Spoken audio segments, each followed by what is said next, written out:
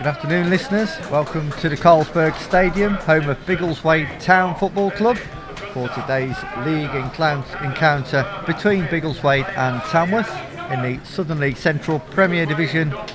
And the commentary will be brought to you by myself, Kev Clark, and alongside me is Stuart Bywater. For the Tamworth side, in goal Luke Simpson, 2 Christian Green, 3 Jordan Goff, 4 Captain Ryan Bezic, 5 Joe Magunda, 6 Fortune Maposa, 7 Jack Concannon, 8 Armand Verma, 9 Greg Smith, 10 Michael Taylor, 11 Claudia Diaz. And on the bench for the Lambs this afternoon is Charlie Jemson, Aidan James, Kieran Holsgrove, Jordan Clement and Charlie Shaw. Kieran Holsgrove there, Stuart, on loan from Watford. Yeah, it was a fine away victory, 3-2 in the end on Tuesday evening. Yeah, and Kettering's second goal coming in, I think, like the 95th minute as well. Yeah, it was very late on. Kettering also had a man sent off, Reece Honer's second bookable offence, very late on. But as you said, Stuart, they were outnumbered for most of that game. And there will be a stern test for Tamworth, still affected by injuries and suspensions this afternoon. Yeah, looking a little bit stronger though, Kev, from the starting lineup today. It's a long throw into the box, and it's headed by a Biggleswade man, but lumped forward by Greg Smith. And that bounce then, Stuart, completely deceived Holsgrove there for his what would have been his first touch. He's not the tallest of lads, but it bounced about 3 foot over him there. I don't think he was expecting that. Yeah, it really did. And Claudio Diaz has now gone down to the ground, and I wonder if he's feeling the effect of that collision with Armand Verma. Just getting some magic spray from Kieran Berry on the far touchline there in front of the home dugout. And Luke Simpson there, and taking that free kick for Tamworth, slipped, didn't affect his actual kick, but not for the first time we've seen the Tamworth stopper slip over kicking the ball. Smith clears one up the line, that one's bounced out of play, hits the linesman, and it's a throw-in to the Waders on this near side. And Ben Wolster, recent signing, takes that back to the goalkeeper Donkey.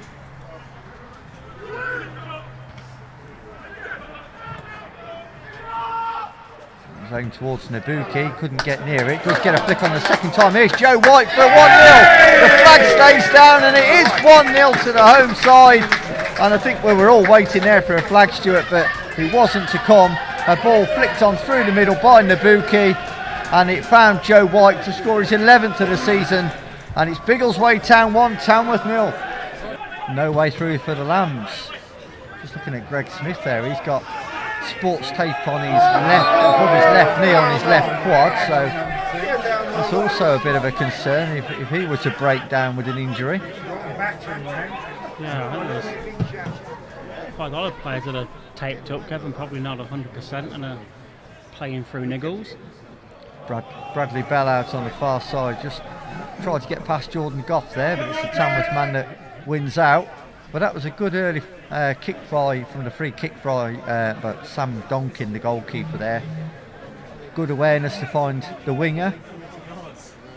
And it almost paid off for the Waders. But they'll have to make do with a throw-in near the corner flag. And Bell goes short, unopposed. Chance for the Waders get the cross in, and it is a header, uncontested, which went over by Jordan Gent, and it was all too easy, Stuart.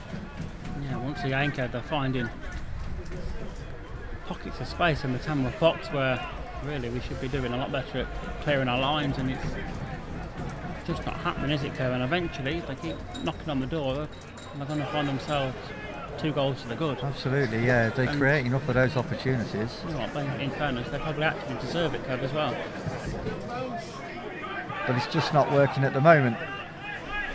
Now, here comes Christian Green for the first time in an advanced position on the right wing. Beats his man, gets the ball over. That's all too easy for Donkin on the edge of the 6-yard line, though.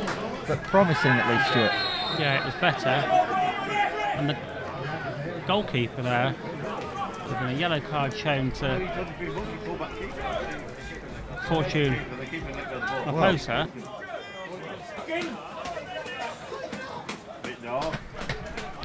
Well, dare I say it, Stuart, just in the last 5 minutes or so, a little bit of hope.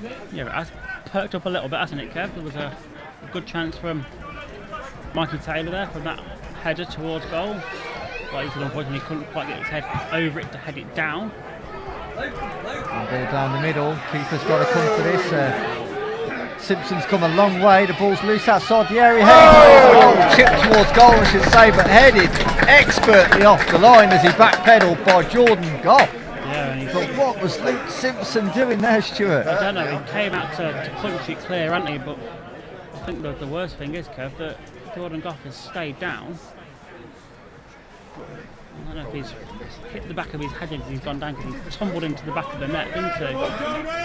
But he's up, seems to be okay. Well, the upshot is that it is a far-sided corner to the home side. I think Luke Simpson made the punch, didn't get quite enough on it, and then tried to collect the second ball and then was in no man's land. Well, here comes the corner into the Tamworth box. Just about defended at the far post. Now a chance for the cross by Ball. Easily swept out the Lambs area by Magunda. Nice touch by Holsgrove. Tamworth off on the attack now with Maposa. Ball across field aimed for Concannon, who's floating from side to side. Didn't quite make it, and Biggleswade were able to clear. Do you know what? It's a really good tussle going on between Greg Smith and Joe White. A really good physical battle between the pair. Walster's ball down the left wing is cut out by Green, and he's growing into the game. His ball forward in search of Taylor, but Taylor that time had gone short. And Donkin collects no problem at all.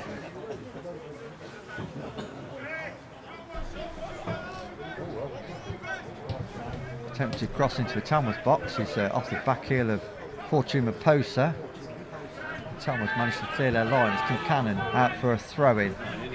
He did just about all he could there. I don't think he quite wrapped his foot around that as much as he would have liked and didn't get quite the distance on it. No. But at least it was away from danger initially. Here's Walster, the fullback, with the throw-in. Feints to go long but goes short to Nabuke. And Walster's ball into the Tamworth box is headed back out. And the long ball back in is claimed easily by Luke Simpson in the Tamworth goal, who was left hopelessly exposed really on 14 minutes when only as far as Macoma out to this near touchline now. And the ball looked a dangerous ball actually over by McNamara there, but it was headed out the Tamworth area. He'll get a second bite at the cherry. Real trick there. Smith goes to ground and McNamara chops back and uses his right foot instead, and it just fizzes across the 6-yard line with no touch from anybody. And eventually harmlessly out of play for a goal kick. It was a really good chance for Biggleswade there on top of Tamworth, really. Simpson slips again from that kick. It doesn't affect the kick again, but it's a regular thing, isn't it? There's the half-time whistle here at the Carlsberg Stadium, where the scoreline is Biggleswade Town 1, Tamworth 0. But he's had a fine display this afternoon. Kicks long now from outside his 18-yard box, aiming for Nabuke, but over the head of him and Greg Smith. Here comes Macoma now, spreads that one wide, chance for a ball into the box towards Joe White, defended well by Tamworth. Going to the edge of the area, shot charge down.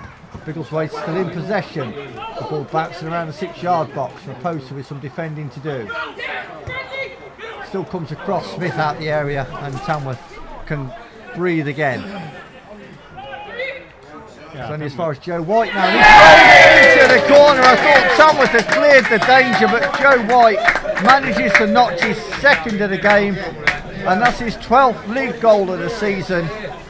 And Tamworth really do have a mountain to climb now, Stuart.